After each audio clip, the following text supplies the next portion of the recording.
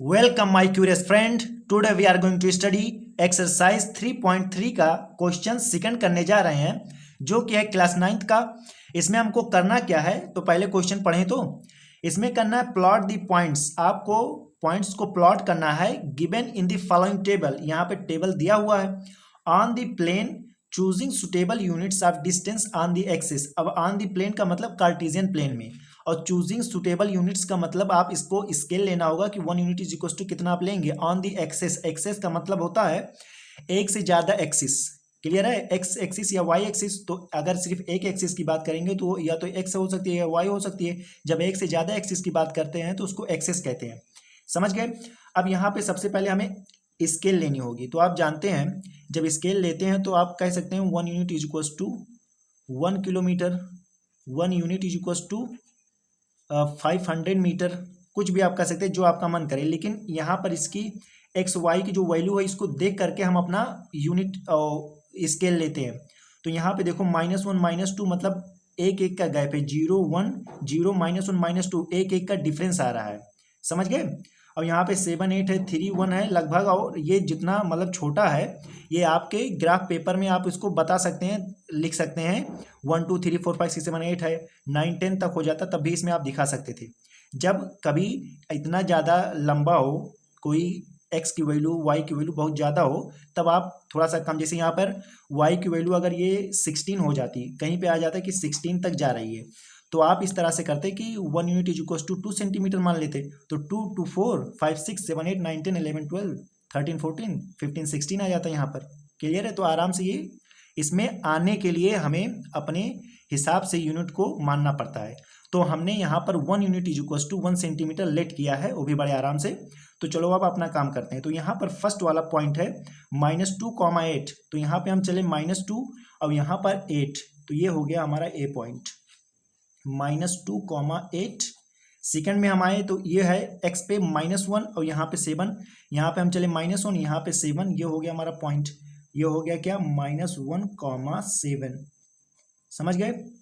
उसके बाद थर्ड पे क्या है? 0। आप तो जानते हैं 0 कहाँ होता है, एक्स पे 0, तो एक्स 0 यहाँ पे होता है। उसके बाद -1.25 है, तो इसको भी बाद में करते हैं। इसके बाद क्या है? 1, 3, मतलब एक्स पे 1 चलना है, वाई पे 3 चलना पॉजिटिव में यहाँ पर हमें। तो ये हो गया 1, 3। समझ गए? इसके बाद 3, -1, तो एक्स पे हमें चलना है 3 और यहाँ पर -1। क्लियर है? तो ये हमारा क्या है? 3, -1। अब सबसे लास्ट जो ये बचता है ये बहुत डिफिकल्ट है, तो इसको मैं बहुत ही आसानी से बताऊंगा।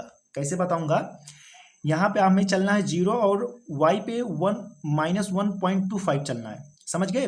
तो यहाँ से हम चले, यहाँ पर 0 से x पे तो हम 0 चले, y पे हमें इधर चलना, इधर चलना, इधर इधर हमें पता नहीं है, तो इधर हम चले -1 तक तो पहुंच गए। उसके बाद 0.25 आगे तक चलना है। तो यहाँ पर आपको एक बात पता होनी चाहिए कि ये हमारा जो 1 यूनिट है, ठीक है, ये 10 पार्ट्स में डिवाइड होता है। तो अगर ये 1 है और ये 10 पार्ट्स में बीच में डिवाइड है, तो ये 1, ठीक है, समझ लो ये 1 हो गया, ये एक पॉइंट है, ये 1 हो गया, और ये 2 है, तो इनके बीच में क्या? 1, 1.1, 1.2, 1.3, 1.4, 1.5, 1.6, 1.7, 1.8, 1.9 और उसके बाद 2 आ जाता है। इस तरह से 10 पार्ट्स में डिवाइड होता है, जैसे कि आपने नंबर लाइन में पढ़ा होगा। जैसे यहाँ पे अगर हमारा 2 है और यहाँ पे हमारा 3 है, तो ये कितने पार्ट्स में डिवाइड होता था? 10 पार्ट्स में। 2.1, 2.2, 2.3, 2.4, ये 5 6 7 8 9, ठीक है।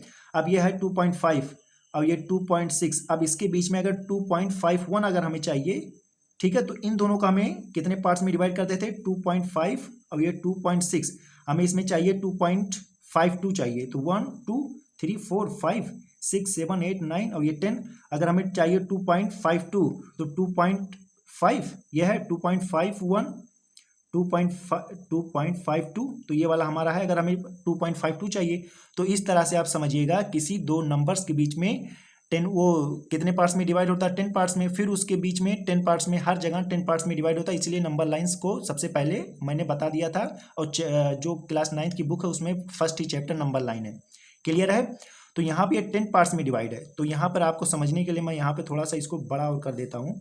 जैसे ये है, ये है, तो ये हो गया -1 और ये हो गया -2।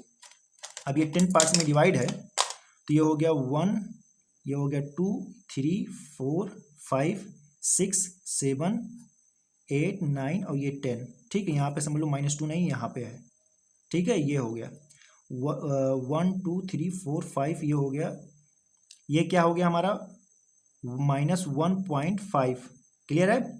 हमें चाहिए क्या 1.25, तो 1 पॉइंट -1 पॉइंट ये है -1, ये हो क्या होगा -1.1 -1.2 है, और ये -1.3 है।